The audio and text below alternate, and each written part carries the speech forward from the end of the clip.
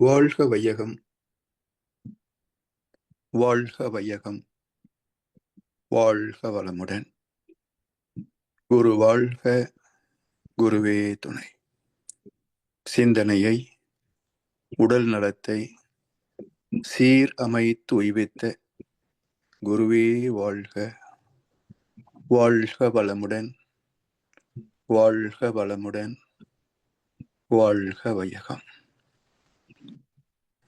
Canada sky yoga அறக்கட்டளையை சிறப்பாக நடத்தி வருகின்ற ஆன்மீக அன்புள்ளங்கள், குறிப்பாக பேராசிரியர் முனைவர் சிவசங்கரம் ஐயா அவர்கள் மற்றும் இந்த நிகழ்ச்சியை தொடர்ந்து சிறப்பித்து வருகின்ற அன்பர்கள் அனைவருக்கும் அருட்தந்தை வேதாத்ரி மகர்ஷி அவர்கள் சார்பாக வாழ்க வளமுடன் என்ற வாழ்த்துக்களையும் எனது அன்பு கலந்த பணிவான வணக்கத்தையும் சமர்ப்பித்து, குருவின் குரல் வேதத்திரிய தொடர் சிந்தனையின் 105ஆம் பாகத்தில்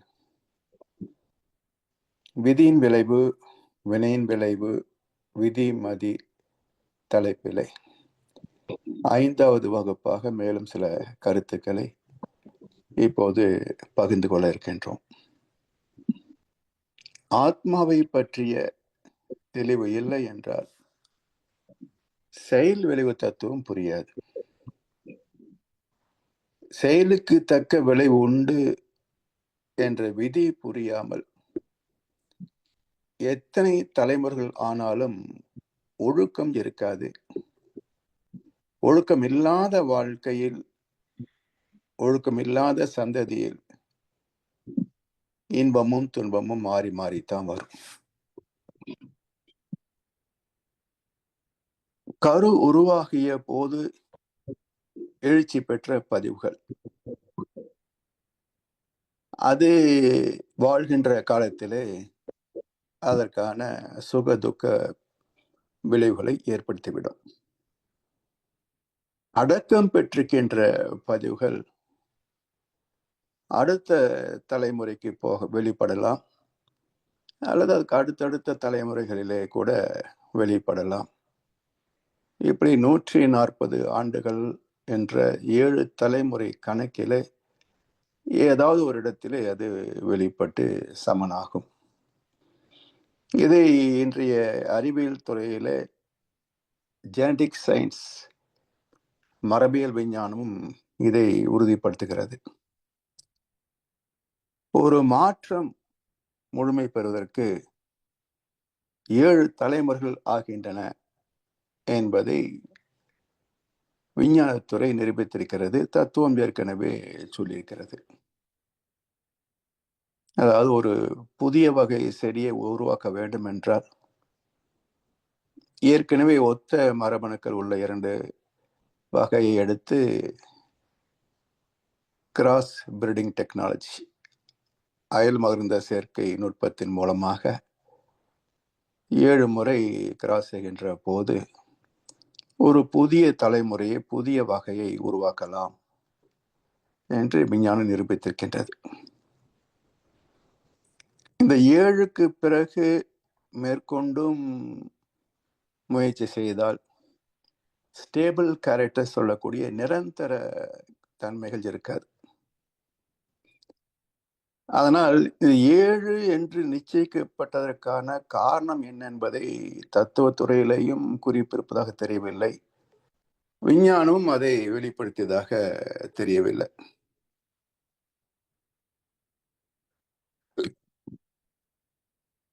ஆனால் இந்த 7க்கான காரணங்கள் எதுவாக இருக்கும் என்று நாம் சிந்தித்தோம் என்றால், பஞ்சபூதங்கள், காந்தம், இருப்பு, இவ்வளவுதானே. இருப்பது 7 தான். அதனால் அந்த மலர்ச்சியும் 7 வகைகளிலே என்பது அமைந்திருக்கிறது. ஒரு குழந்தை பிறந்து பிசிக்கல் மெச்சூரிட்டி சொல்கிறோமே, உடல் ரீதியான பக்குவம், ஒரு 14 வயதில் உருவாகும் என்பது கணிக்கப்பட்டிருக்கிறது. அதன் பிறகு வித்து சக்தி முதிர்ச்சி என்பதற்கு ஒரு 2 ஆண்டுகள் ஆகும். இப்போ சந்ததி என்பது ஒரு 15, 16 வயதிலே அடுத்த சந்ததி உருவாக்கக்கூடிய ஆற்றல் உடலுக்கு வந்துவிடும். அதற்குள் ஆண் பெண் இருவருமே பக்குவப்படக்கூடிய வகையிலே அற்புதமான பண்பாட்டை இணைத்திருந்தார்கள் நம்முடைய தமிழ் மரபில். வள்ளுவ பெருந்தகை ஆண் குழந்தைகளுக்கு என்று இலக்கணம் வகுத்திருக்கின்றார். இப்போ சாதாரணமாக ஒரு பெண் குழந்தை வயது வந்த பிறகு திருமணத்திற்கு என்று வரன் பார்க்கிறோம் சொல்வார்கள். அது என்னது வரன் என்ற சொல்? பொதுவாக அது ஏதோ ஒரு திருமணம் ஆகாத ஆண்மகனை குறிப்பதாகத்தான் நினைத்திருக்கிறார்கள். ஆனால் வள்ளுவருடைய இலக்கணத்தின்படி வரன் என்பது ஒரு சிறப்பு மிக்க பக்குவம். உரன் என்பதும் ஆண் பிள்ளைதான், வரன் என்பதும் ஆண் பிள்ளைதான். அப்ப 2 சொற்கள் ஏன் என்ன பேதம் என்று பார்க்கின்ற போது நெல்லுக்கும் விதை நெல்லுக்கும் உள்ள பேதம். நெல் என்ன பயன் தரும்? அரிசியாகும், சாதமாகும், பயனாகும், முடிந்து போகும். விதை நெல் தன்னை அழித்து கொண்டு தன்னை போல் 480 நெல்மணிகளை பிரசவிக்கும். அது போன்ற ஒரு திறம்தான் வரன் என்ற சொல்லுக்கு இலக்கணம். உரன் என்னும் தோட்டியான் ஓரைந்தும் காப்பான், வரன் என்னும் வைப்பிற்கோர் வித்து என்கிறார். தோட்டியான் என்ற சுத்தப்படுத்துபவன். உரன் என்னும் தோட்டியான் 14 வயது வரைக்கும் ஒரு ஆண் பிள்ளை தன்னுடைய வினை பதிவுகளை தூய்மை செய்யக்கூடிய வகையிலே ஒழுக்கத்தை கற்றுக்கொள்கின்ற பருவம் பிரம்மச்சரியம். பிரம்மத்தை அனுசரித்து வாழ்வதை எப்படி என்று கற்றுக்கொள்கின்ற மாணவ பருவம் பிரம்மச்சரியம். அப்போ எதை கற்றுக்கொள்ள வேண்டும்? ஓர் ஐந்தும் காப்பான். புலன்படி வாழ்க்கை தான். பொருள், புகழ், செல்வாக்கு, புல இன்பம் 4 புகுந்து அழுந்தி மனித மனம் புண்ணாய் வருந்துவோர். அப்ப புலன் இன்பங்களை மையப்படுத்தி தான் பொருள், புகழ், செல்வாக்கு தேவைப்படுகிறது. அதிக அளவிலே தூக்க வேண்டும் என்றால் இதெல்லாம் வேணும். அப்ப அடிப்படையில் புலன் இன்பங்கள் தான் ஒரு மனிதனை தாக்குகின்றன. அப்ப அந்த புலன் வழி வாழ்க்கைக்கு போகாமல் நம்மை பக்குவப்படுத்திக் கொள்வது அதான் இளமை நோன்பு பிரம்மச்சரியம். அப்படிப்பட்ட பக்குவமான ஒரு ஆண்மகன் வரன் என்னும் வைப்பிற்கு ஓர் வித்து. அவனுடைய சந்ததி இன்னும் சிறந்த வகையிலே புலன் கவர்ச்சிக்கு ஆட்படாமல் அறிவு சார்ந்து வாழ்கின்ற பக்குவத்திலே உயர்ந்து நிற்கும் என்கிறார் வள்ளுவர். அதே போல ஒரு பெண் பிள்ளை பார்க்கின்ற போது வாழ்க்கை துணை நலம் என்ற அதிகாரத்தில் என்ன சொல்றாரு? பெண்ணிற் பெருந்தக்க யாவுல கற்பெண்ணும் திண்மை உண்டாக பெறேன். கற்பு எனும் திண்மை. கற்பு என்பது பொதுவாக உடல் ரீதியான உறவுக்கு என்று சமுதாயம் கருதுகிறது. ஆனா கற்பு என்ற சொல்லுக்கு உறுதித்தன்மை என்று பொருள். கற்பெனும் திண்மை உண்டாக பெறுகின்ற. திண்மை என்றால் உறுதிப்பாடு. அப்போ உடல் உணர்ச்சிகளாகட்டும், மன எழுச்சிகளாகட்டும், அறிவின்படி செயல்படுவது என்ற ஒரு மன உறுதியை வளர்த்து கொள்ள வேண்டும். அதற்கான பயிற்சி முறை என்பதை பாவை நோன்பு என்று சைவ சித்தாந்தம் வகைப்படுத்துகிறது. பால் உண்ணோம், நெய் உண்ணோம், நாட்காலை நேரடி மையிட்டு நாம் எழுதோம், மலரிட்டு நாம் முடியும், அல்லாதன செய்யோம் என்றெல்லாம் பெண் பிள்ளைகள் பின்பற்ற வேண்டிய அந்த பக்குவத்திற்கான வழிவகைகளை பேசுகிறது. இப்படி ஆண் பிள்ளையும் பெண் பிள்ளையும் பக்குவப்பட்டு விட்டால் இல்லறம் மேற்கொள்கின்ற போது அந்த இல்லறமே அறம் சார்ந்ததாக இருக்கும். உண்மையான இல்லறம் அதனுடைய பொருள் மிகுந்ததாக இருக்குமே தவிர இது பக்குவம் இல்லாத தம்பதியுடைய வாழ்க்கை இல்லறம் என்று சொல்ல முடியாது. அங்க அறம் அப்பப்போ தவறி போயிடும், அதர்மம் அப்பப்போ மேல வந்துடும். எனவே இல்லத்தை அறமாக நடத்துகின்ற பக்குவம் யாருக்கு இருக்கும் என்றால், இப்படி பக்குவப்பட்ட வரனும் பக்குவப்பட்ட பாவையும் இணைந்தால்தான், இல்லறத்தை மேற்கொண்டால்தான் அது அறமாக அமையும்.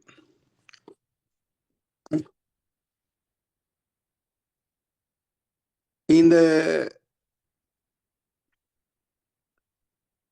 120 வயசு என்று நமக்கு ஆயுள் கணக்கு.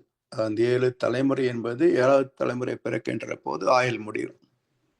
அதனால் ஒரு தலைமுறை ஏறத்தாழ 20 ஆண்டுகள் வைத்துக் கொண்டால் 7 தலைமுறை 140, அந்த 7வது தலைமுறை பிறக்கின்ற போது இவருடைய வயது 120 என்று நம்ம முன்னோர்கள் ஒரு தோராய கணக்கு வச்சிருக்கிறாங்க. சரி, இப்ப 120 வயது வரைக்கும் ஒரு வாழ்ந்தார் என்று வைத்துக் கொண்டோம் என்றால், இந்த செயல் விளைவு தத்துவத்தை அனுபவ ரீதியாக புரிந்து கொள்ளலாம்.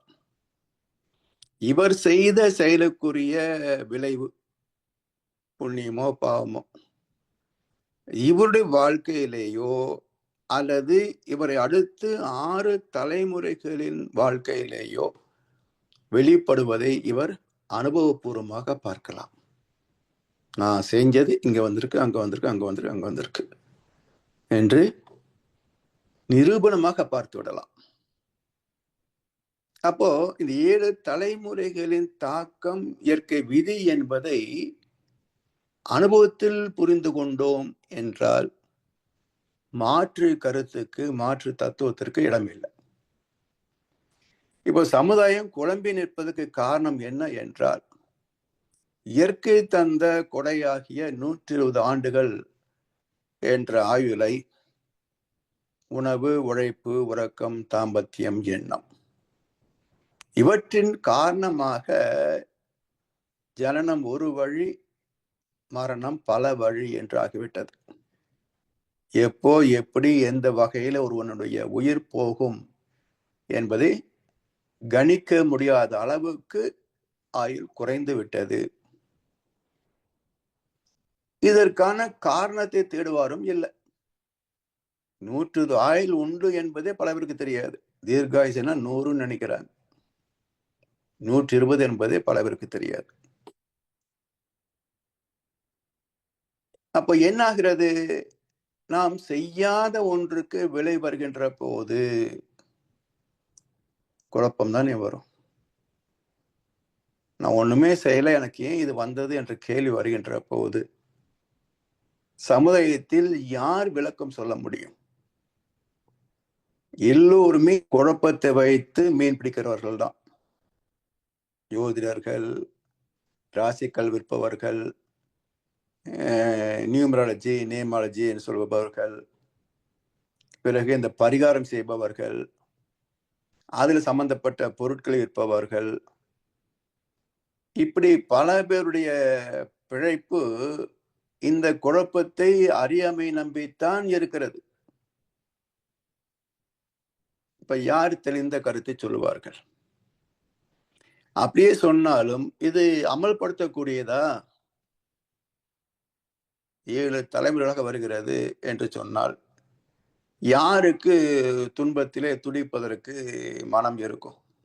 யாருக்குமே இருக்காது. எப்படி இருந்தா பரவாயில்லை, ஏதோ ஒரு வகையில ஒரு தீர்வு கிடைக்குமா என்று இந்த தற்காலிகமான மக்களிடத்துலதான் போய் நிற்பாங்க. யாரும் தர்மத்தை சார்ந்து சிறிது சிறிதாக என்றாலும் ஒரு நிரந்தர தீர்வை நோக்கிய பயணத்தில் தங்களை இணைத்துக் கொள்ள மாட்டார்கள்.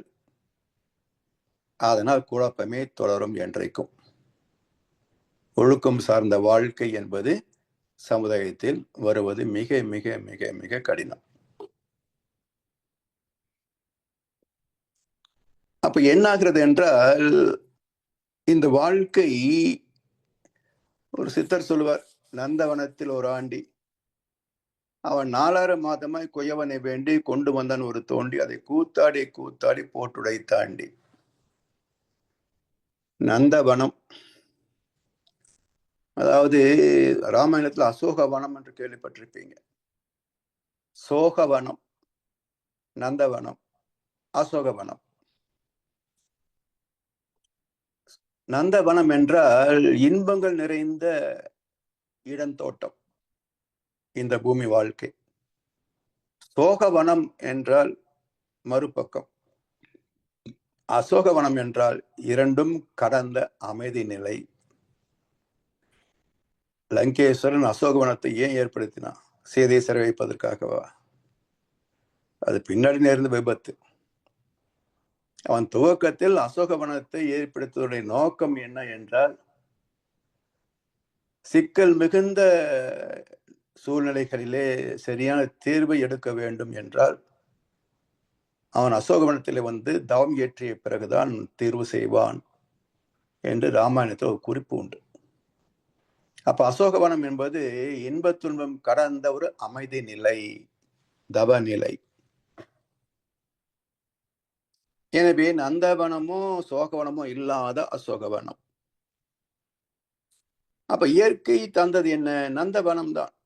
இன்பமே இயற்கையிலே எங்கும் எதிலும் எப்போதும் நிறைந்துள்ளது அனுபவத்திற்கு என்று மகரிஷியும் சொல்லுவாங்க, மற்ற மகான்களும் சொல்லியிருக்கிறாங்க.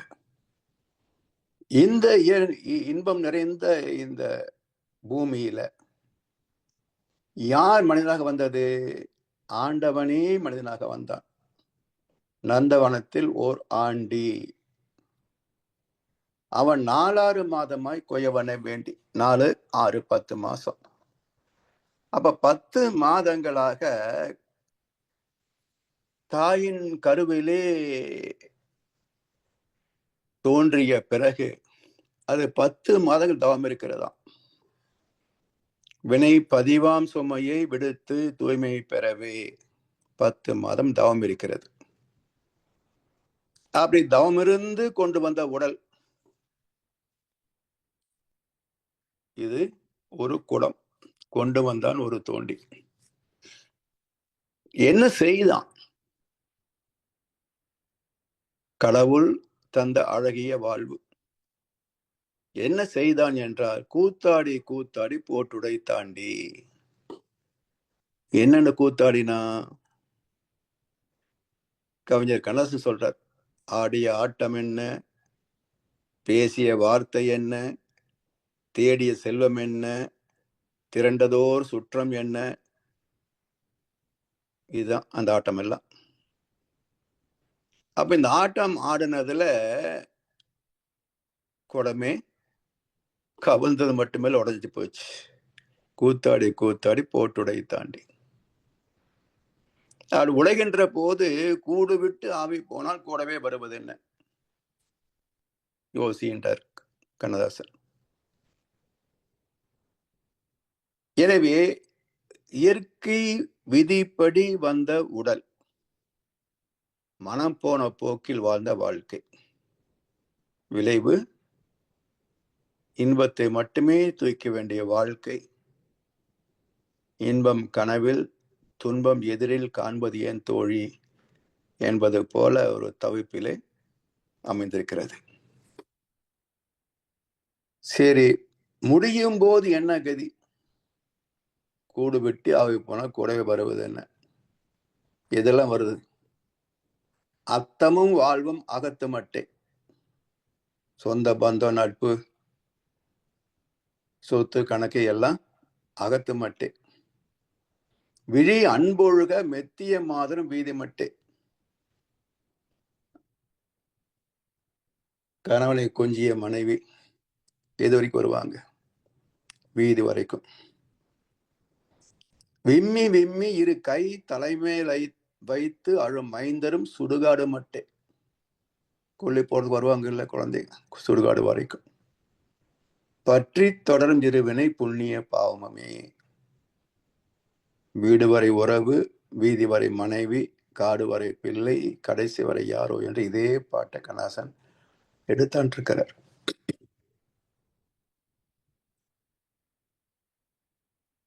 அதாவது வாழ வேண்டிய வாழ்க்கை முறைக்கும் வாழ்ந்து கொண்டிருக்கின்ற வாழ்க்கை முறைக்கும் உள்ள பேதங்களே சமுதாயம் சந்திக்கின்ற அத்தனை பிரச்சனைகளுக்கும் நோய்களுக்கும் காரணம். இயற்கை ஒரு எல்லை வகுத்திருக்கிறது. அதற்குள் இருக்கின்ற வரைக்கும் தான் நமக்கு சர்வ பாதுகாப்பு. எல்லை கடந்து விட்டால் பாதுகாப்பு வட்டம் உடைக்கப்படுகிறது. நமக்கு அந்த தகுதி இழந்து விடுகிறோம். அதான் இடம் தோட்டத்துக்கு வெளியே தோர்த்து விட்டார்ல, இளம் தோட்டத்தின் மகிமையை நீ இழந்து விட்டாய். அப்புறம் என்ன வாழ்க்கை? ஒவ்வொரு தேவைக்கும் அழுது அழுது பெற வேண்டியது என்றார். இதே தத்துவம் தான் அங்கேயும். இறைவனு சட்டத்திற்குள் இருக்கின்ற வரைக்கும் தான் பாதுகாப்பு. இல்லை என்றால், அந்த எல்லையை கடந்து விட்டால் இடம் தோட்டத்துக்கு வெளியே விழுந்து விடுகிறோம். ஒவ்வொரு தேவைக்கும் நம்ம அழுது அழுது கஷ்டப்பட்டுதான் அடைய வேண்டியிருக்கிறது. அடைந்தாலும் ஒரு நிம்மதி கிடைக்காது. சரி, இப்போ 120 ஆண்டுகள் வாழ்பவர் யாரும் இல்லை. ஏதோ ஜப்பான்ல சில பேர் இருக்கிறாங்க. ஆனா அவங்க என்ன அறம் வகுக்க முடியுமா வாழ்ந்து காட்டினார்களான்னா, வெறும் வயது தான் வாழ்ந்திருக்குமே தவிர வள்ளுவர் போல திருக்குறள் எழுத முடியும் அவங்களால. இல்ல மகர்ஷி போல வாழ்க்கை தத்துவத்தை வகுத்திருக்க முடியுமா? இல்லை. அப்ப யார் சொல்வதை நாம் நம்புவது? யாரைத்தான் நம்புவதோ பேதை நஞ்சம், அம்மம்மா பூமியிலே யாவும் வஞ்சம்னர். அப்படித்தானே இருக்குது. எங்கே போனாலும் நம்மளை ஏமாற்றுவதற்குத்தான் ஆள் இருக்காங்களே தவிர உதவி செய்கின்ற மக்கள் எண்ணிக்கை மிக குறைவு தானே இருக்காங்க, மிக குறைவு. அப்ப யாரை நம்பி இந்த தத்துவத்தை நாம் புரிந்து கொள்ள முடியும் என்றால், மகர்ஷி போல சில வருவாங்க, 1-2 பேர் வருவாங்க. அவர்கள் சொல்லக்கூடிய கருத்துக்களை கேட்கணும். வள்ளுவர் பிறந்தகை 120 ஆண்டுகள் வாழ்ந்து வள்ளுவர் குரலை எழுதி வைத்தார். அவர்தான் அத்தாரிட்டி. இழுபிறப்பும் தீயவை தீண்டான்னு 7 பிறவி உண்டு என்பதை எடுத்து காட்டியவர் வள்ளுவர் பிறந்தகை. அவர் சொன்ன கருத்துக்களை திருக்குறளை படித்து தெளிவு பெறணும். அதுக்கு ஒன்றும் நாட்டம் இல்லை. பிறகு குழப்பத்தை தவிர வேற என்ன மிச்சம் இருக்குன்னு சொல்ல. இதை வைத்து பிழைக்கின்ற கூட்டம் ஒரு பக்கம். அவங்க யூடியூப்ல பேப்பர்ல அப்படியே செய்திகள் வரும். அதை நம்பி போய் பணத்தை செலவு பண்ணிக்கிட்டு கஷ்டம் தீராது. அது அப்படியே மெதுவா அனுபவிச்சு தான் தீரும். இருந்தாலும் செய்துட்டோம் நல்லாயிரும்ன்ற ஒரு மன ஆறுதல் கிடைக்கும், அவ்வளவுதான். அந்த செலவுக்கு பலன் என்ன? ஒரு மன ஆறுதல். பரிகாரம் பண்ணிட்டோம், சரியா போயிடும், இன்னைக்கு நாளைக்குன்னு அப்படியே போயிடும். எனவே மக்கள் வாழ்க்கையில் சுய புத்தியும் இல்லை, சொல் புத்தியும் இல்லை. யாரும் சொல்வதை நம்பிய ஒரு வாழ்க்கை தான் இன்றைக்கு இருக்கிறது. அது போல வாஸ்து சாஸ்திரம் அது இது எத்தனையோ வச்சிருக்கிறாங்க. இவை எல்லாமே ஒரு ஏமாற்று வேலை என்பது கூட புரிந்து கொள்ளக்கூடிய அறிவு நமக்கு இல்லை, மக்களுக்கு இல்லை. எல்லா பிரச்சனையும் தலைக்கு மேல சுமந்துக்கிட்டு எதை தின்ன பித்தம் தெரியுன்ற மாதிரி போனா என்ன செய்ய முடியும்? ஒன்று வாழ்ந்து பார்க்க வேண்டும், அல்லது வாழ்ந்தோரின் அனுபவங்களை நம்பி பயிற்சி செய்து திருந்த வேண்டும். வேறு வழியே கிடையாது. இதை விட்டு நம்மை போன்ற அரைவேக்காடுகள் என்ன சொல்றாங்களோ அவதை போய் நம்பினோம் என்றால் எப்படி தெளிவான பாதை நமக்கு எட்டும்? ஏமாற்றம் தான் வரும். மனிதரின் பற்றாக்குறை அறிவை பயன்படுத்தி ஆசை காட்டியும் அச்சுறுத்தியும் சொல்லப்பட்ட ஒரு கற்பனை கதை இருக்கு, சொர்க்கம் நரகம்னு. கருட புராணம்னு ஒண்ணு இருக்கு. அதை வச்சு சினிமா தான் எடுத்தாங்களே தவிர மக்கள் யாரும் அதை கண்டுகொண்டதாக தெரியல. ஏன் இந்த கருத்தை சொன்னாங்க? விஞ்ஞானம் வளராத காலத்திலேயே பாவ புண்ணியத்தை பேசி மக்களை நல்வழிப்படுத்தியவர்கள் நம்முடைய முன்னோர்கள் தானே. எல்லா மதங்களையும் பாவ புண்ணியம் பேசுவது எல்லாம் 1400, 2000, 3000, 5000 வருஷம் பழமையான மதங்கள். அப்ப என்ன விஞ்ஞான அறிவு இருக்கும்? ஸோ ஃபுல் ப்ரூஃபா விலக்கி சொல்ல முடியாது. மக்களும் அதை எதிர்பார்க்கல. அப்ப அன்றைய அறிவுக்கு தகுந்த மாதிரி இது சொன்னா போதும், சொன்னாங்க, நம்பினாங்க, நல்லாதான் இருந்தாங்க. இன்றைக்கும் சொர்க்கம் நரகம் நம்புகின்ற, அதன்படி ஒழுக்கத்தோடு வாழ்கின்ற மக்கள் இன்றைக்கும் கொஞ்சம் பேர் இருக்கத்தான் செய்யறாங்க. யாருமே இல்லைன்னு சொல்ல முடியாது. சில பேர் இருக்கிறாங்க. ஆனா மெஜாரிட்டி இல்லைன்றதுதான் வருத்தம். இப்ப சொர்க்கம் நரகம் என்பது என்ன? அன்னைக்கு சொன்னாங்க, சொர்க்கத்துல போனா சோமபானம் கிடைக்கும், ஊர்வசி ரொம்ப திலோத்தமை மேனகை எல்லாம் டான்ஸ் ஆடுவாங்க, அவங்கள நித்திய கன்னிகைகள் அப்படின்னு எல்லாம் கதையை சொன்னாங்க. இது இன்றைக்கும் சில பேரு ஆன்மீக சொற்பொழிவாளர்கள் பேசுவாங்க. இதுல கொஞ்சம் யோசிக்கிற விஷயம் என்னன்னா, வள்ளூர் காலத்திலேயே மது அருந்துவது தவறுன்ட்டார். அதை பற்றி ஒரு அதிகாரம் கொடுத்திருக்காரு, கல் உண்ணாமை. அதுல என்னென்ன வீழ்ச்சிகள் அல்லது என்ன சொல்லுவோம் இழிவுகள் ஏற்படும் அப்படின்லாம் ஒரு தெளிவா கொடுத்திருக்கிறார். அப்ப மது அன்றைக்கு வேண்டாத ஒரு ஒன்றாக சொல்லப்பட்டிருக்கிறது. அதே போல வரைவின் மகளிர் அவர்களும் வள்ளுவர் பேசியிருக்கிறார் 2000 வருஷத்துக்கு முன்னாடியே. அப்படி என்றால் இங்கே பூமியில் அதர்மம் என்று வரையறுக்கப்பட்ட மது மாது இது எப்படி சொர்க்கத்துல நியாயமாகும்? யோசிக்கவே இல்லை இது வரைக்கும். இங்கே தவறு என்று வரையறுக்கப்பட்டது சொர்க்கத்துல எப்படி நியாயமாகும்? நீ அங்க போன சமபானம் குடிக்கலாம், காக்டெயில் ரொம்ப நல்லா இருக்கும்.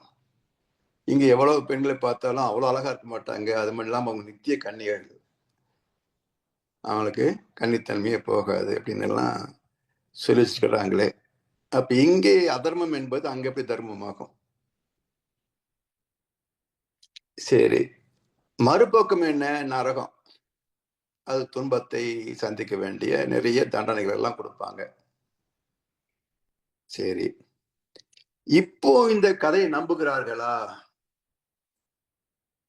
விஞ்ஞானம் வளர்ந்திருக்குது என்று ஒரு பக்கம் இருந்தாலும் யாருக்காவது விஞ்ஞானத்தை ஒட்டி தெளிவு இருக்கிறதா அல்லது தத்துவத்தை ஒட்டிய ஒரு தெளிவு இருக்கிறதான்னு பார்த்தீங்கன்னா 2 பக்கம் தெளிவு கிடையாது. ஆனால் என்ன சொல்றாங்க, இதெல்லாம் இப்ப பார்க்க முடியுமா? சொர்க்கமாவது நரகமாவது செத்ததுக்கு அப்புறம் தான் அங்க பார்த்துக்கலாம் போ. அப்போ ஒரு காலத்தில் புண்ணியம் செய்தால் சொர்க்கம் கிடைக்கும் என்று ஆசை காட்டியும், பாவம் செய்தால் நரகத்தில் வீழ்வோம் என்று பயமுறுத்தியும் போதிக்கப்பட்ட அறநெறி ஒழுக்கம் இன்றைக்கு பொதுவாக மக்கள் மத்தியிலே சொர்க்கத்தை பற்றிய ஆசையும் கிடையாது, நரகத்தை பற்றிய பயமும் கிடையாது, சொர்க்க நரகத்தை பற்றிய நம்பிக்கையும் கிடையாது. இப்ப என்னாச்சு? கொள்ளையடிப்பதில் வல்லமை காட்டும் திருட்டு உலகமடானார் பட்டுக்கோட்டை. அப்படித்தான் இருக்கு இந்த உலகம். இப்போ இந்த சொர்க்கம் நரகம் என்பது என்ன என்றால், மகிழ்ச்சி சொல்லுவாங்க, சுவர் அகம் நர அகம். எப்போதெல்லாம் நாம் துன்பத்தை சந்திக்கிறோமோ அதெல்லாம் நரக வாழ்க்கை. இப்போதெல்லாம் சுகப்படுகிறோமோ அதெல்லாம் சொர்க்க வாழ்க்கை. சொர்க்கமும் நரகமும் நம் வசமே. நான் சொல்வதை உன்மனம் கேட்கட்டுமே. சத்தியம் தர்மங்கள் நிலைக்கட்டுமே, அது தாய்மையின் குரலாய் ஒலிக்கட்டுமே என்றார் கண்ணதாசன். தாய்மையின் குரல் அப்படின்னா தாய்கிட்ட இருந்தானே வந்தோம். அப்போ தெய்வத்தின் குரல், நமக்குள் இருக்கின்ற மனசாட்சியின் குரல், அது எப்போ நமக்கு அறத்தை போதித்துக் கொண்டிருக்கிறது. அந்த குரலை நாம் கேட்கணும். நமக்குள் இருக்கின்ற அந்த மனசாட்சியின் குரலை, தெய்வத்தின் குரலை ஆழ்ந்து அமைதியாக இருந்து கேட்க வேண்டும். அது காட்டுகின்ற வழியிலே நாம் பயணிக்க வேண்டும். நான் அகம் இரிகம் நாகரிகம். எனவே இதெல்லாம் அறிவியல் பூர்வமாக சிந்தித்தாலும் விளக்கம் சொல்ல முடியும். தத்துவ ரீதியாக ஏற்றுக்கொண்டாலும் நல்லதுதான். இதையும் எடுத்துக்கொள்ளவில்லை, அதையும் நம்பவில்லை என்று சொன்னால் வாழ்க்கை நட்டாத்துல போன மாதிரி தான், சிக்கல் தான் மிகுந்திருக்கும். எனவே பாவம், புண்ணியம், சொர்க்கம், நரகம் எல்லாம் நம்முள் உள்ள விதி, தலைவிதி, கர்ம பலன். 7 தலைமுறைகளில் எதை செய்திருந்தாலும் அதற்கேற்ற விளைவை காலத்தால் தருகின்ற தெய்வ நீதி, தெய்வீக நீதிமன்றம். சரி, இது எப்படி நிச்சயிக்கப்படுகிறது? ஒரு முக்கியமான ஒரு ரகசியம் என்ன என்றால், எந்த செயலுக்கு எந்த காலத்தில் எந்த விதமாக என்ன விளைவு வரும். சில செயல்கள் உடனே விளைவு வந்துடும். ஒரு சயனைடு எடுத்து நுனி நாக்கில் வச்ச உடனே செத்து போயிடலாம், இன்ஸ்டன்ட் ரிசல்ட். ஆனா உணவு பழக்கத்துல மசாலா, இனிப்பு, காரம், கொழுப்பெல்லாம் சேர்த்தா உடனே பிபி வந்துடாது, ஹார்ட் அட்டாக் வந்துடாது. 2, 3, 4 தலைமுறை கழிச்சு தான் வரும்.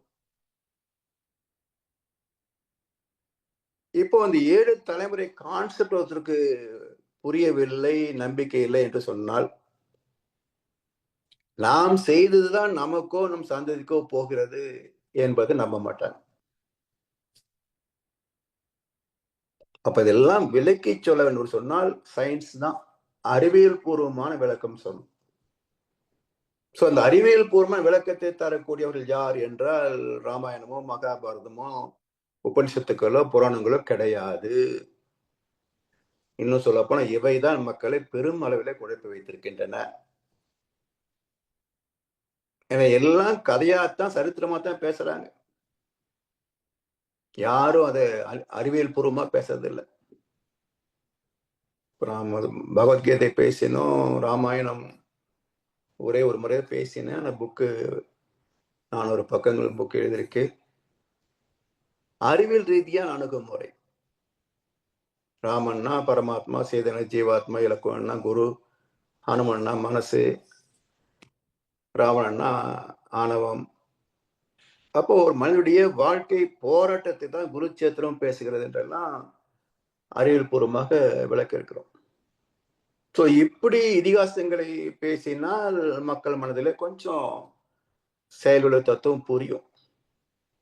ஏதோ நடந்த சரித்திரம் போல பேசணும்னு சொன்னா கேட்பவர்கள் அது ராமன் வாழ்க்கை நடந்ததுப்பா, நமக்கெல்லாம் அது நடக்காதுன்னு தான் இருப்பாங்க.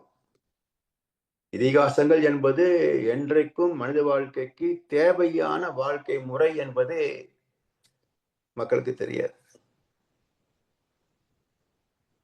அப்ப எது இப்போ கதைகள் இல்லாம வெறும் சாறு மட்டுமே இருக்குதுன்னு சொன்னா, ஒன்று திருக்குறள், அடுத்தது வேதாத்திரியம்.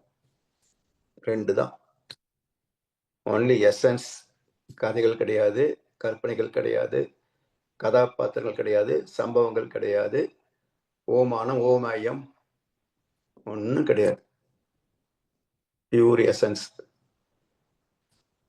சாறு எடுத்த மாதிரி. அப்படி இந்த 7 தலைமுறை எப்படி நிச்சயிக்கிறது என்ற ரகசியத்தை முதல் வெளிப்படுத்திய மகான் வல்லு பெருந்தகை மட்டுமே. அதை சிறப்பாக கையாண்டு அதை முழுமைப்படுத்திய மகான் வேதாத்திரி மகேஸ்வரர் மட்டுமே. இந்த 2 பேரை தவிர வேற யாரும் இதை அந்த அளவுக்கு கையாளவில்லை. சரி, இப்ப வள்ளுவர் என்ன சொல்றாரு பாருங்க. ஏன் இந்த விதி 7 தலைமுறைகளுக்கு போகிறது? ரகசியம் என்ன? 5 கோட்பாடுகளை மையப்படுத்தி இயற்கை ஒரு செயலுக்கான விளைவு எப்போது வர வேண்டும் என்பதை நிச்சயிக்கிறது. அந்த கோட்பாடுகள் என்ன?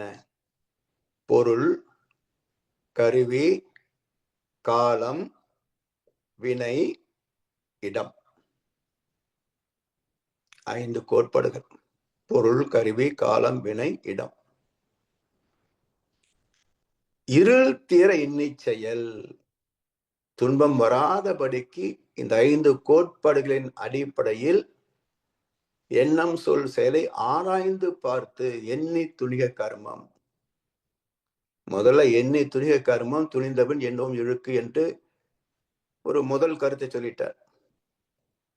சரி, எண்ணி துணிதல் என்றால் எப்படி எண்ணுவது? ஒரு கேள்வி வரும் இல்லையா? அந்த கேள்விக்கு விளக்கம் தான் இந்த குறள். பொருள், கருவி, காலம், வினை, இடம். இதன் அடிப்படையில் எண்ணிப்பார். எண்ணி பார்த்து இருள் தீர எண்ணி செயல். எண்ணி துணிக கர்மம். ஒரு என்ன காரியம் செய்கிறோம், எந்த இடத்துல செய்கிறோம், எந்த காலத்துல, எதை கொண்டு, மனமா கருவியா, என்ன பொருள், பயன்படுத்தக்கூடிய பொருள். இதையே மகர்ஷி அவர்கள் என்ன சொல்றாங்க? மெய்ப்பொருளே விண்ணாகி அலைநிலையில் காந்தமாய், மேலும் விண் அடர்த்தி நிலைக்கேற்ப போதம் 5மாய், ஐயுணர்வாய் மெய்யுணர்வாய் அனைத்துயிராய் பெருகியே அகம் அறிவாய் புறம் உடலாய் அடுக்கு தோற்றம் ஆச்சுது. இது பரிணாமத்தை சொல்லிட்டார். மெய்ப்பொருளிலிருந்து எப்படி ஜீவாத்மா அகம் அறிவாய் புறம் உடலாய், ஜீவாத்மா உள்ள இருந்து எப்படி உடலை கட்டி கொண்டது, இது வரைக்கும் வந்துட்டார். இந்த வள்ளுவருடைய குரலுக்கு அடுத்த 4 வரிகளை சொல்றார். செய்யும் தொழில் வளம் நோக்கம் காலம் இடம் ஒக்கவே. அதே 5 கோட்பாடுகள். செய்யும் தொழில், திறமை, நோக்கம், காலம், இடம். இந்த 5 கோட்பாடுகளுக்கு ஏற்ப சீர் விளைவாய் காந்த வழி திகழும் அருளாற்றலை.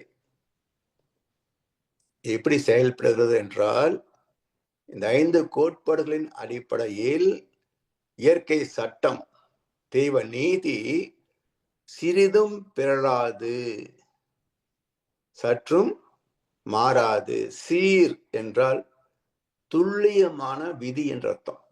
தி லா ஆஃப் நேச்சர் சொல்றோமே, அந்த துல்லியமான விதி சீர். சீர் விளைவாய் எப்படி செயல்படுது? காந்த வழி திகழும் அருளாற்றலை. நம்முடைய ஆத்மா என்ற பயோமேட்டிக் டொமைன் இருக்கிறதே, ஜீவாந்த கருமையம், அதன் வழியாகத்தான் இது இந்த நீதியை செயல்படுத்துகிறது. அதற்கு ஏற்ப வையகத்தில் வாழ்வோர்க்கு, இந்த பூமியிலே வாழ்கின்ற மக்களுக்கு இன்பம் துன்பம் அமைதியும் வான் உணர்வாம் பேரின்பம் துய்ப்பதுணர்ந்து வைகுவோம். 4 அனுபவங்கள் நமக்கு. துன்பத்தை நீக்குதல், இன்பத்தை துய்த்தல், அமைதியில் லயித்தல், பேரின்பத்தில் திளைத்தல். வாழ்க்கை என்றால் இதுதான் இலக்கணம். துன்பத்தை நீக்கி, இன்பத்தை துய்த்து, அமைதியில் லயித்து, பேரின்பத்தில் திளைப்பது வாழ்க்கை. எப்படி இருக்கும்? ஆனந்தமா இருக்கும். இதுதான் சொர்க்கம். இதை புரிந்து கொள்ளாமல், தெரிந்து கொள்ளாமல், இதன்படி வாழாமல் முரண்பட்ட வாழ்க்கை வாழ்ந்தால் அதுவே நரகம், அதுவே துன்பமயமான வாழ்க்கை.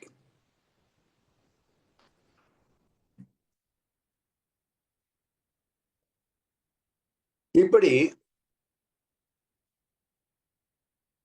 இயற்கை விதி, தெய்வ நீதி, காந்தத்தின் வழியாக நம்ம என்ன செய்தாலும் ஈர்த்து சுருக்கி இருப்பாக்குது. அந்தந்த முதிர்வு நேரத்துல அதை வெளிப்படுத்தி விளைவை தருகிறது.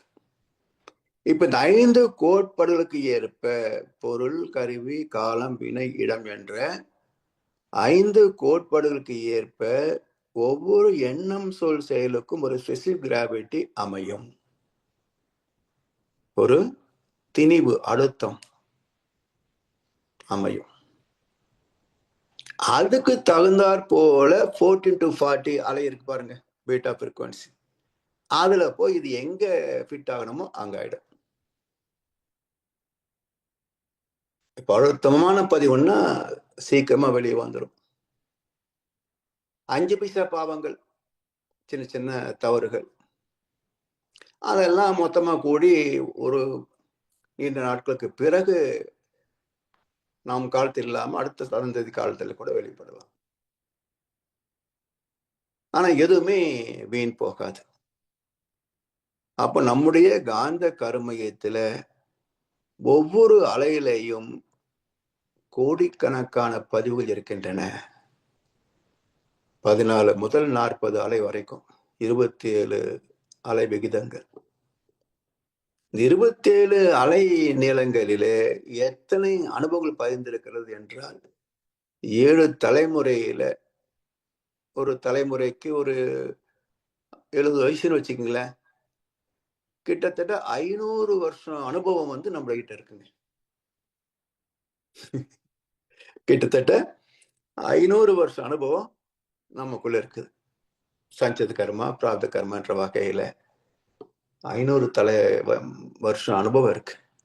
எல்லாம் இந்த 27க்குள்ளதான் இருக்கு. எனக்கு கீழே போக முடியாது, மேலேயும் போகாது. அப்படி என்றால் ஒரு அலை நீளத்துக்குள்ள எவ்வளவு அனுபவம் இருக்குன்னு பாருங்க. அப்ப எது எப்ப வரும், எப்படி வரும், யார் கணிக்க முடியும்? அதனாலதான் சிக்கலெல்லாம் எதுக்கு? ஒழுக்கமா இருந்திருப்பா, எந்த கஷ்டம் வராது. இருபிறப்பும் தீய வைத்தியண்டா பழிப்பிறங்க பண்புடை மக்கட்பெறி. அவ்வளவுதான். எதுக்கு இந்த கணக்கெல்லாம் பார்த்துட்டு இருக்கிறீங்க? எங்க வருது, எப்போ வருது, ஏன் இந்த பயம்? நேர் வழியில போயிட்டா பிரச்சனை கிடையாது இல்ல. சத்தியன்படி வாழ்ந்து விட்டால் பயம் இல்லை இல்லையா? அதத்தான் அறம், அதுதான் அறம், அற வாழ்க்கை.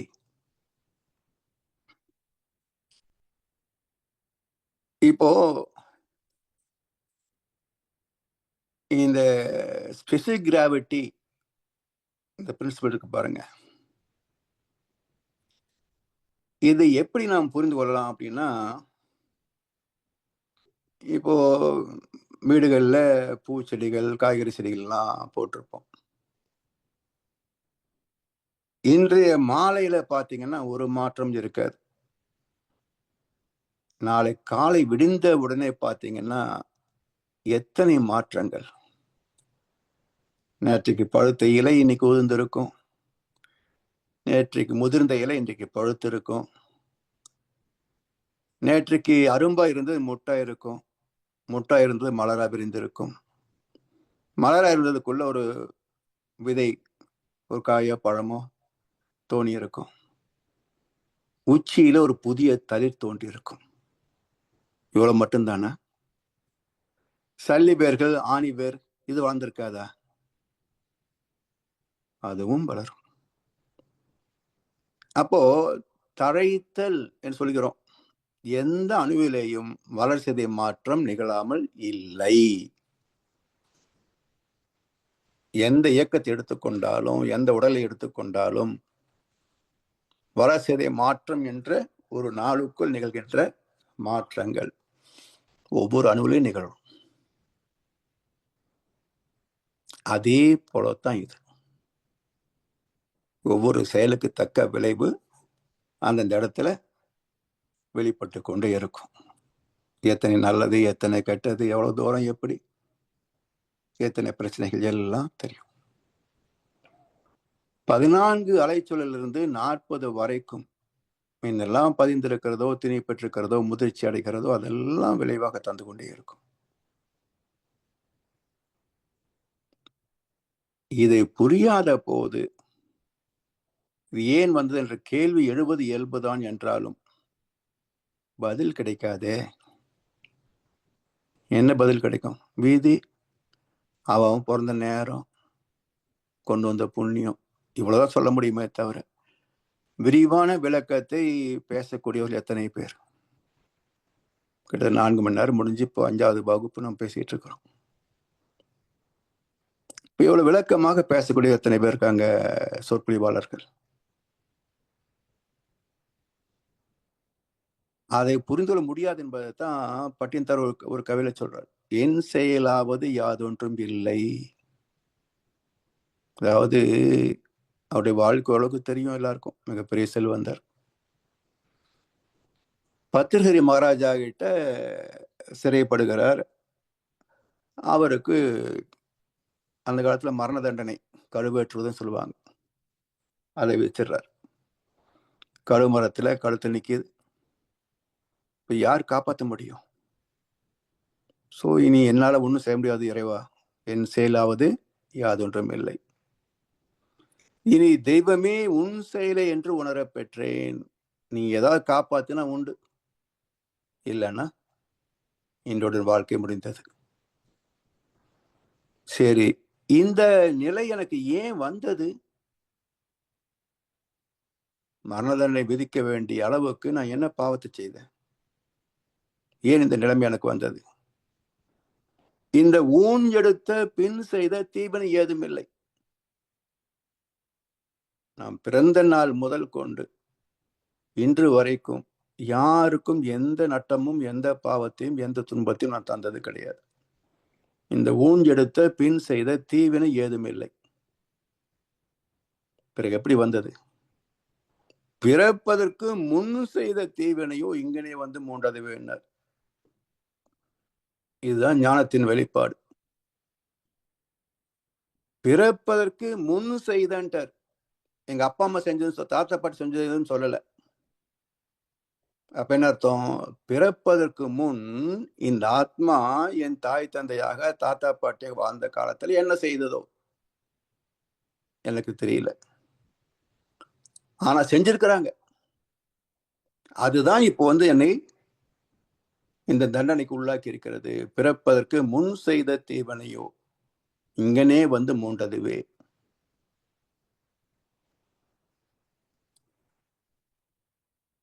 எனவே இப்போ எல்லாருக்கும் என்ன ஒரு பெரிய கேள்வின்னா, எல்லாரும் தன்னை மிகப்பெரிய அறவாழி அந்தனாகத்தான் நினைக்கிறாங்க. ஏன்னா பல பேருக்கு தர்மத்துக்கும் அதர்மத்துக்குமே இலக்கணம் தெரியாது. பல பேருக்கு தர்மத்துக்கும் அதர்மத்துக்குமே இலக்கணம் தெரியாது. ஆனா எல்லோரும் நல்லவன், எனக்கு நானே நல்லவன், சொல்லிலும் செயலும் வல்லவன் எல்லாரும் நினைச்சிட்டு இருக்கிறாங்க. அப்ப நல்லவனுக்கு எப்படி துன்பம் வரும்னு யாரும் யோசிக்கிறது இல்லை, இல்லையா? நல்லவனுக்கு ஆண்டவன் எப்படி தண்டனை கொடுப்பான்? அப்போ 2ஆ பிரிச்சுக்கலாம், புரிந்தவன் புரியாதுன்னு சொல்லிக்கலாமே தவிர இங்க புண்ணியவான் யாரும் கிடையாது, முழுக்க முழுக்க பாவியும் கிடையாது. எல்லா குணம் நாடி குற்றமும் நாடி அவற்றுள் மிகை நாடி மிக்க கொள்ளல், இப்படித்தான் இருக்கு.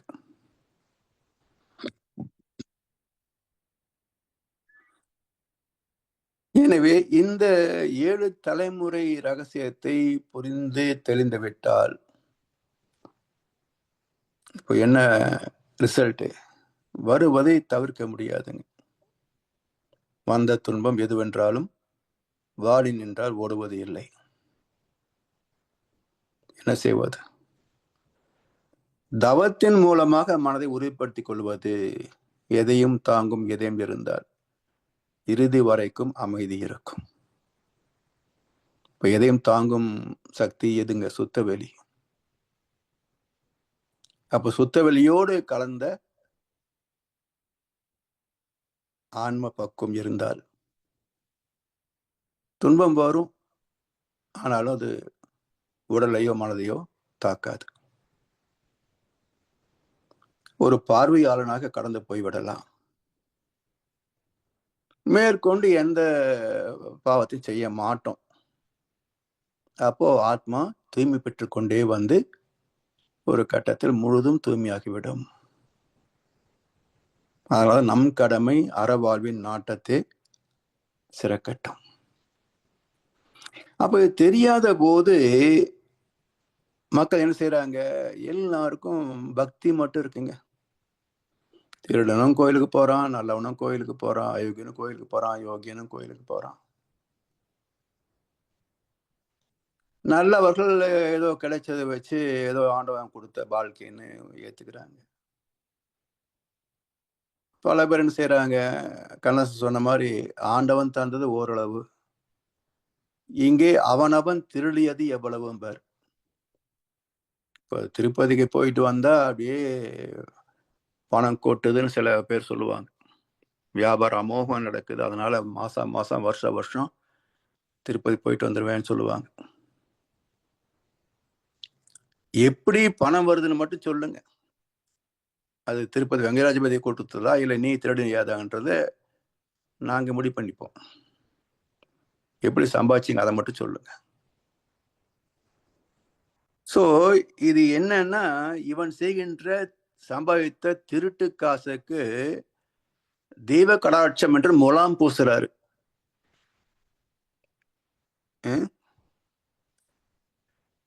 இப்படி இந்த பூமியில என்னெல்லாம் மனிதன் செய்யறான்னு பாருங்க. சரி, இப்போ இந்த நாம செய்யாத ஒன்றுக்கு ஒரு துன்பம் வருகின்ற போது ஏன் எனக்கு வந்தது என்று ஒரு கேள்வி இருக்கு. நம்ம அன்பர்கள்லயே என்ன கேள்வின்னா, நாம செய்யாததுக்கு எதுக்குங்க நமக்கு வரணும்? அதே போல நாம் செஞ்சதுக்கு அப்பவே தண்டனை கொடுத்துடலாம் இல்ல அப்படின்னு சில கேள்விகள் வரும். உண்மையிலேயே இது இயற்கையின் குறைபாடுதான். ஏன்னா அப்பப்ப செஞ்சது அவனுக்கே தண்டனை கொடுத்துச்சு வச்சுக்கோங்க, எவனும் இந்த அளவுக்கு கெட்டு போயிருக்க மாட்டான் இல்லையா? நாம் செய்த செயலுக்குரிய விளைவு சாகிறதுக்கு முன்னாடியே வந்துருச்சுன்னு வச்சுக்கோங்க, அப்ப ஃபுல் ப்ரூஃப் ஆயிடுது. அங்க செஞ்சோம் இங்க வந்துருச்சு அப்படின்னு ஃபுல் ப்ரூஃப் ஆயிடுது. அப்போ திருமந்திரம் சொன்ன மாதிரி தன்னை அறியாமல் தான் கெடுகின்றான். இவனுக்கு தெரியல, தர்ம நியாயம் இயற்கை சட்டம் எதுவுமே தெரியல. தெரிஞ்சிருந்தா தன்னை அறிய தனக்கு ஒரு கேடு இல்லை, தன்னை அறியாமல் தான் கெடுகின்றான்.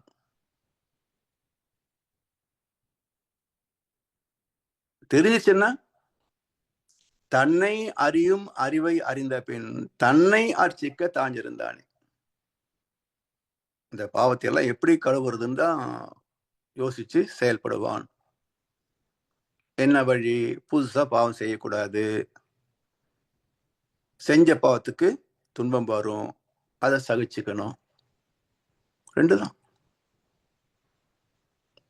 வந்த துன்பத்தை ஏற்று சகிப்பதும், மேற்கொண்டு துன்பத்திற்கான அதர்மத்தை செய்யாதிருப்பதும். இதுதான் வாழ்க்கை, வேற ஒண்ணும் கிடையாது. ஒண்ணும் பண்ண முடியாது. இந்த ரெண்டு தான். குப்பை கூட்டுறதும் குப்பை சேர்த்துக்காம இருக்கிறதும் ரெண்டு தான்.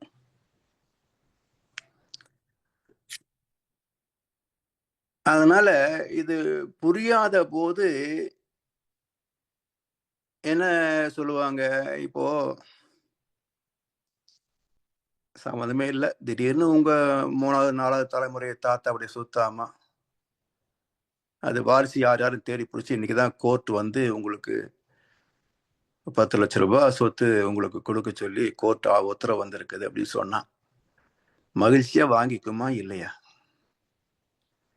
இப்போ தாத்தா சம்பாதிச்ச சொத்து வருதுன்னு மகிழ்ச்சியா வாங்கிக்கிறோம், தாத்தா செஞ்ச பாவத்துக்கு தண்டனை வருதுன்னு சொன்னா எனக்கு வேண்டான்னு எப்படி? சொத்து மட்டும் கொடு தாத்தா, நீ பண்ண பாவத்தை நீயே வச்சுக்கோ அப்படின்னு சொல்லி தாத்தா ஏத்துக்கிட்டாலும் ஆண்டவன் ஏத்துக்க மாட்டான்னு இல்ல. தாத்தா ஏத்துக்குவார், நம்ம பேர குழந்தை கஷ்டப்பட வேண்டாம், நானே பட்டுக்கிறேன், தாத்தா ஏத்துக்கலாம். ஆண்டவன் ஏத்துக்குவானா இந்த டீலுக்கு? அவன் ஒத்துக்க மாட்டான். எனவே என்னென்ன செய்கிறோமோ, எத்தனை செல்வத்தை சேர்க்கிறோமோ, எந்த வகையில் சேர்த்தோமோ அந்த பாவ புண்ணியம் அந்த சொத்தோடு சேர்ந்தே இருக்கும். நாத்தம் இல்லாம மீன் சாப்பிட முடியாது, முள் இல்லாம ரோஜா கிடைக்காது. எல்லாம் அதனது தன்மை அதனோட இணைந்தே தான் இருக்கும். அதே போல வாழ்ந்த வாழ்க்கை, சேர்த்த சொத்து, அடைந்த பதவி எல்லாம் அது கூட சேர்ந்தே தான் இருக்கும். நன்மை மட்டும் கொடு, கஷ்டம் வேண்டாம்னு சொன்னா இறைவன் கணக்கில் அதுக்கு வாய்ப்பு இல்லை, வாய்ப்பு இல்லை. அதான் கண்ணன் சொல்லுவார், அத்தனை உண்மைக்கும் அவன் சாட்சி, மக்கள் அரங்கத்தில் வராது அவன் காட்சி. வள்ளுவர் சொல்றாரு, தன் நெஞ்சே அறிவது பொய்யற்க, பொய்த்த பின் தன் நெஞ்சே தன்னை சுடும். தண்டனை கொடுப்பது இறைவன் அல்ல, எங்கோ இருந்து தீர்ப்பு எழுதப்படுவது இல்லை, நமக்குள்ளே இருந்து கொண்டு தீர்ப்பு எழுதப்படுகிறது. நம்முடைய ஆத்மாவில், நம்முடைய கருமையத்தில், நமக்குள்ளாகவே சித்திரகுப்தன் இருந்து கொண்டு நமக்கு தீர்ப்பு எழுதுகிறான். நாம் அனுபவிக்கின்ற சுகத்திலேயோ துடிக்கின்ற துக்கத்திலேயோ ஆத்மா பந்தப்படுவது இல்லை, ஆத்மா பந்தப்படாது. எனவே இதெல்லாம் புரிந்து தெளிந்து வாழ்கின்ற போதுதான் நமக்கு வாழ்க்கையினுடைய நீதி புரியும். அப்பதான் பாவம் செய்வதற்கு பயப்படுவோம். துன்பம் வந்தால் யார்கிட்டையும் போய் நிக்காம, என்ன நோய் வருது, ஏதோ கோர்ட்டு கேஸ்ன்னு வச்சுங்களேன், ஏதோ சட்டப்படி சமுதாய அமைப்பின்படி ஏதாவது சரி செய்து கொள்ள முடியுமானால் நேர்வழியில் செய்துக்கலாம். அதுவும் இயற்கையினுடைய ஒரு கருணை தான். அதுக்கு மேல அது கட்டுப்படவில்லை என்றால் சொல்லி அழுதால் தீர்ந்துவிடும், சொல்லத்தானே வார்த்தை இல்லை, அப்படி மனசுக்குள்ளேயே போட்டு புழுங்க வேண்டியதுதான். இப்படி மனசாட்சியினுடைய நீதிமன்ற அதுல அந்த மனசாட்சி எப்படி நம்மை நடத்துகிறது, எப்படி நம்முடைய விதியாக இருந்து மதியாக இருந்து நம்மை செயல்படுத்துகிறது என்ற கருத்தை அடுத்த அமர்வுகளை சிந்திப்போம் என்று சொல்லி வாய்ப்பளித்த அனைவருக்கும் நன்றி பாராட்டி இந்த உரையை நிறைவு செய்கின்றோம். வாழ்க வளமுடன், வாழ்க வளமுடன், வாழ்க வணக்கம். வாழ்க வளமுடன் ஐயா, மிக்க நன்றிகள். வாழ்க வளமுடன் ஐயா. சிறப்பான சிந்தனை. அந்த 120 வருடங்கள் 7 தலைமுறைக்குள்ள எவ்வாறு இந்த வினைப்பயன்கள் வருகின்றது என்பதை பற்றிய தெளிவான விளக்கங்களை ஐயா தந்திருக்கிறீங்க. மிக்க நன்றிகள் ஐயா. அன்பர்களுடைய கேள்வி பதில் பகுதிக்கு செல்வோம். ஐயாவிடம் உங்கள் கேள்விகளை கேட்க விரும்புபவர்கள் அல்லது உங்கள் கருத்துக்களை பரிமாற விரும்புபவர்கள் கைகளை உயர்த்தி கேட்கலாம்.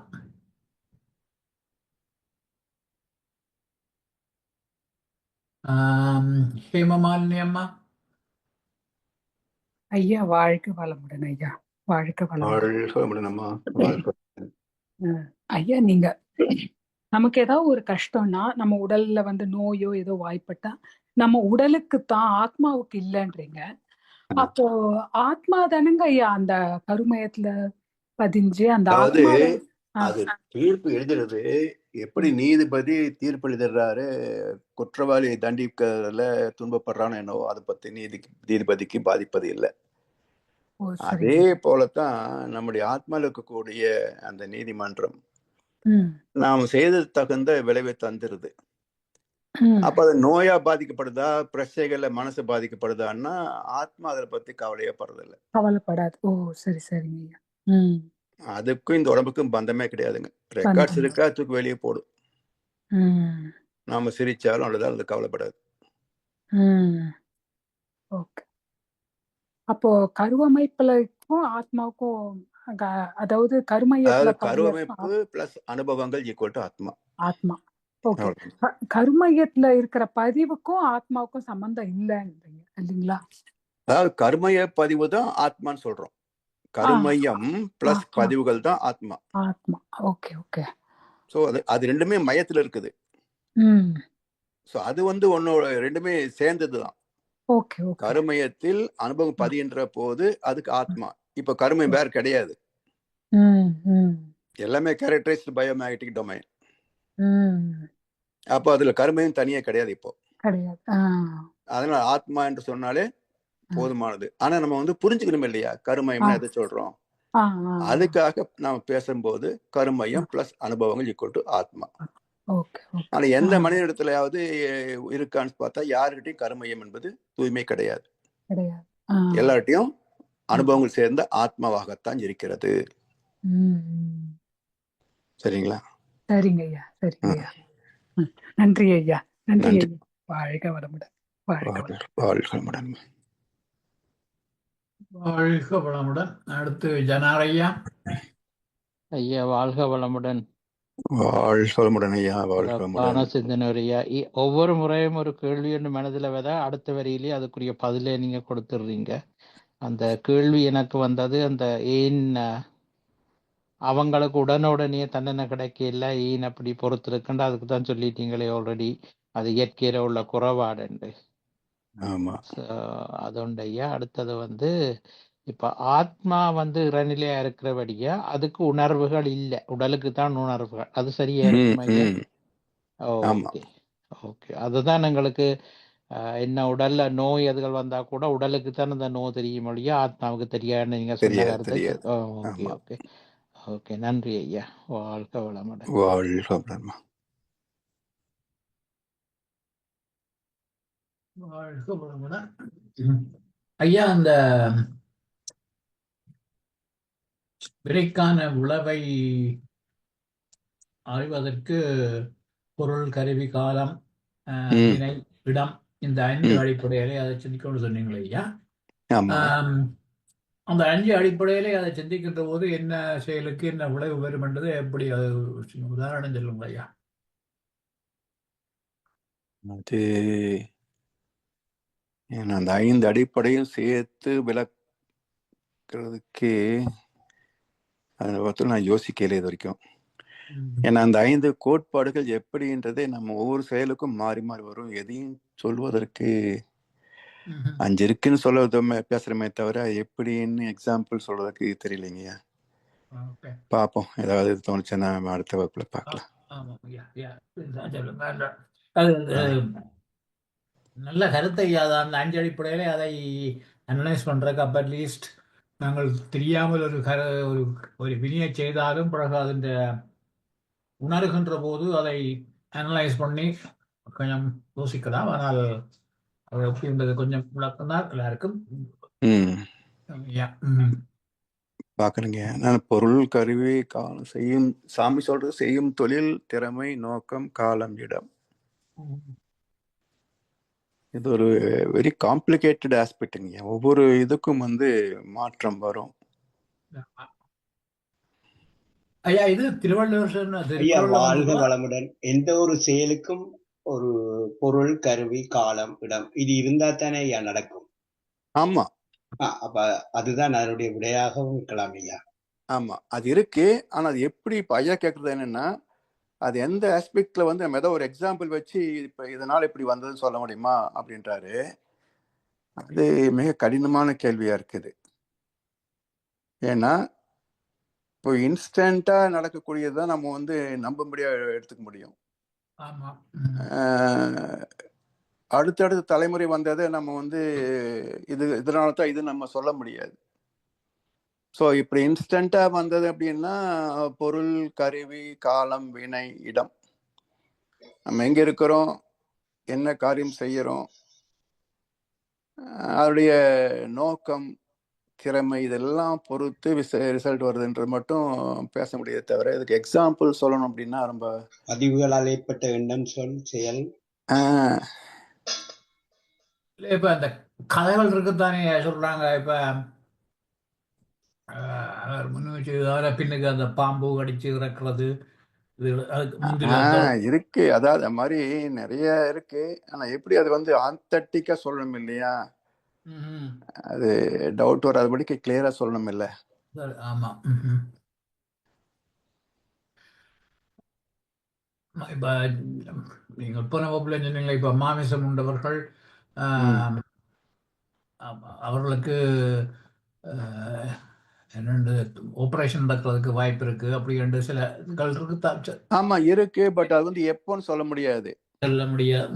இப்போ வள்ளுவரே என்ன சொல்றாருன்னா, யார் வந்து ஒரு ஜீவனுடைய உடம்பை அறுத்து புசிக்கிறார்களோ அவருடைய உடம்பை அறுத்து சிகிச்சை செய்யக்கூடிய நோய்கள் வரும் அப்படின்றாரு. இப்போ சர்ஜரி செய்ய வேண்டி வருது அப்படின்னா அப்போ வெஜிடேரியன்ஸ் எல்லாம் என்ன பண்றதுன்னு அந்த கேள்வி வரும் இல்லை. அப்போ இந்த இடத்துல என்ன சொல்லணும், உடலால துன்பப்படுத்தலைன்னு சொன்னாலும் மனதால் துன்பப்படுத்திருப்பாங்க, மனசு அறுத்திருப்பாங்க, சதையா இருக்கலைன்னாலும் மனசு அறுத்திருப்பாங்க அப்படின்னு அதுக்கு விளக்கம் சொல்லணும். அது ஏத்துக்கிறவங்க ஏத்துப்பாங்க, இல்லை அது என்ன கன்ஃபியூஸா இருக்குன்னு விடுவாங்க. ஸோ இது வந்து இந்த விதி மதி நம்ம எவ்வளவுதான் விளக்கி சொன்னாலும் அவரவர்களே அனுபவத்தை வச்சு ஆராய்ச்சி பண்ணி பார்க்குற போதுதான் தெளிவு கிடைக்குங்க. இப்போ எனக்கு இந்த விதின்ற டாபிக் வந்து ரொம்ப ஒரு தெளிவான ஒரு இதுக்கு வர்றதுக்கு தேடலுக்கு காரணம் என்னன்னா, 1980s வாக்கில் இல்லை 95 93 94 நான் மன்றத்துக்கு வந்த பிறகு ஒரு தெஃப்ட் நடந்தது வீட்டில். அப்போ என்ன எப்படி எனக்கு அதில் சில லெசன் கிடைச்சதுன்னா 2 ஆஸ்பெக்ட். ஒன்று வந்து டாக்டருக்கு கவுன்சிலிங் வந்து நெக்ஸ்ட் வீக். அவன் அந்த டாக்குமெண்ட் எல்லாம் எடுத்து பார்த்துட்டு பீரோ கீழே போட்டான். நான் எங்கடா டாக்குமெண்ட் இது காணுமே, ஃபைல் காணுமேன்னு சொல்லி எல்லாம் தேடும்போது கீழே கபோர்டு கீழே வந்து அது கிடந்தது. ஸோ அவன் அந்த எடுத்துட்டு போய் எங்கேயோ பிரித்து பார்த்துட்டு அங்கே வச்சிருந்தான்னா நமக்கு டாக்டர் லைஃபே வந்து போயிருக்கும். ஸோ அவனை அங்கேயே எடுத்து பார்த்துட்டு நமக்கு தேவையில்லைன்னு சொல்லி அங்கேயே கீழே போட்டு போயிட்டான். ரெண்டாவது வந்து ஒரு சில்வர் ஐட்டம் வந்து என்னுடைய மதரின்ல மிஸ்ஸஸ்கிட்ட கொடுத்து டாக்டருக்கும் இன்னொரு அவங்க அங்கிள் கசின் உடைய டாக்டர் இருக்காங்க, அவங்களுக்கு ஒன்றுன்னு சொல்லி 2 சிமிலர் பீஸாக இருக்கும். ஒரு மயில் இதில் வந்து ஒரு குங்குமச்சிமிழ், அதில் 2ம் பக்கம் பக்கம் வச்சிருக்குது. ஒன்று மட்டும் எடுத்துக்கிட்டா ஒன்று எடுக்கல. அப்போ இவனுக்கு எப்படி தெரியும் ஒன்று வந்து நம்முடையது இன்னொன்று வந்து வேற குடும்பத்துடையது? இவனுக்கு எப்படி தெரியும்? வேற வேற இடத்துல இருந்தா கூட சரி இது பார்க்கலன்னு சொல்லலாம். 2மே சேர்ந்து இருக்குது, பக்கம் பக்கமா சேர்ந்து 2 பாக்ஸ்ல இருக்கு. ஒன்று எடுத்தவன் இன்னொன்று எடுக்காத காரணம் என்ன? அவனுக்கு எப்படி நம்முடைய பொருள் நம்முடைய மகளுக்கு கொடுத்ததுன்றது அவனுக்கு எப்படி தெரியும்? ஸோ இப்படி இந்த நிகழ்ச்சி நடந்த பிறகுதான் நமக்கு வந்து யோசிச்சு பார்க்குற போது நமக்குன்னு நடக்கிறது நடந்தே தீரும், அது யாரும் தடுக்க முடியாது, இன்பமோ துன்பமோ அப்படின்ற அளவுக்கு அது வந்து ஒரு ஒரு ப்ரூஃபா எனக்கு கிடைச்சது. ஸோ இது மாதிரி ஏதாவது நிகழ்ச்சி நடக்கிற போது அதை வச்சு நம்ம அனலைஸ் பண்ணினா தான் கிடைக்கும். இதே பார்த்தா பக்கத்து வீட்டில் போயிருக்கலாமே, ஏன் போகலை அப்படின்னா அவங்க வந்து ஜுவல்ஸ் எல்லாம் வீட்டில் வச்சிருக்காங்க, நான் வந்து லாக்கர்ல வச்சுட்டேன். ஸோ இப்போ அந்த வீட்டுக்கு போயிருந்தாலும் அவன் வந்து அவனுக்கு பெரிய பவுன்ஸ் கிடைச்சிருக்கும். பட் அவங்களுக்கு அந்த பதிவை சந்திக்கிற அளவுக்கு அவங்ககிட்ட பதிவு இல்லை, இந்த நட்டத்தை சந்திக்கிற பதிவு அவங்ககிட்ட கிடையாது. அப்போ அங்கே ட்ரை பண்ணிட்டு இங்கே வந்து பேக் டோர் ஓப்பன் பண்ணி இது பண்ணிக்கலாம். ஸோ இப்படி எல்லாம் இது மாதிரி நடக்கிற போது நீங்கள் வந்து மல்டிபிள் ஆங்கிளில் யோசிக்கத்தான் நமக்கே புரியும், அதை நம்ம நம்புவோம், ஏன்னா நம்முடைய ஓன் இன்சிடென்ட்ஸ் இல்லையா. பட் இதை நீங்க வந்து இன்னொருத்தர் எக்ஸாம்பிளா சொல்லும் போது என்னதான் சொன்னாலும் அவங்க ஏத்துக்கிறதும் நம்புறதும் அவங்க. அதனால வினை விளைவு விதி மதியெல்லாம் வந்து நம்ம எக்ஸாம்பிள் போறது வந்து அவ்வளவு பர்பஸ் சர்வ் ஆகாது. அது என்னதான் சொன்னாலும் அவங்க யோசிச்சு புரிஞ்சுக்கிற அளவுக்கு தான் அதோடைய இம்பாக்ட் இருக்கும்.